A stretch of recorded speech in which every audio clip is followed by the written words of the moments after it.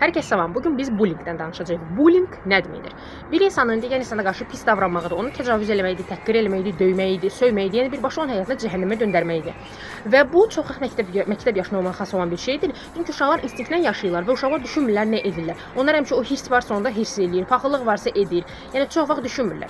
Və nə üçün indi bullying yaşayan insanlar deyə bilər ki, nə üçün indi mənə qarşı bu cür davranırlar? Ola bilər siz zahiri cəhətdən fərqli görünürsünüz, milliyyətiniz fərqlidir, danışığınız tərziniz fərqlidir, ağıl cəhətdən daha fərqlənirsiniz, bacarıqlarınız çoxdur və istərsəniz sinifin o luzeri ki, bədbaxtdır, həmişə hisslidir, qəzəblidir, həyatında onun hər şey pis gedir, haqsızdır, hər kəs ona qarşı, məsələn, valideynləri onu həmişə döyürlər. İstərsəniz o sadistliyini, o aqressiyasını kiməsə tökməlidir, kiməsə partlatmalıdır.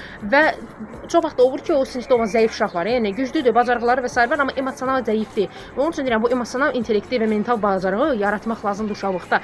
Uşaqlıqdan bu gedir. Valideyn dəstəyi olanda uşağa, valideyn yanında dayananda uşaq onda qorxmur. Neyniyək ki, bu bullying bizdən baş verməsin. Birincisi, məktəbi dəyişdirmiyorlar. Əgər ümumiyyətlə bir pis şəraitsə məktəbdə, yəni uje heç sizi qəbul eləmirlər. Orada yəni ki, mentalitet fərqi var. Var məktəb ki, qəbul eləyirsiniz. Məsələn, mən rus dilli danışanam. Mənə məktəb qəbul elədi, hansı mən məktəbdə oxuyurdum. Orada əlbəttə məndə alındı hər şey, məndə bullying olmadı. Amma var məsələn məktəbdə o 1-2 nəfər ki, sənə təhqirlə davrana bilər. Amma sən əgər vaxtında cavab verə bilirsənsə, özünü qoruya bilirsənsə və bilirsən ki, mamon da nəsə olsa gəlib səni qoruya bilər. Əlbəttə ki, elə bir problemlər baş verməyəcək. Videomun ikinci hissəsində ard olacaq.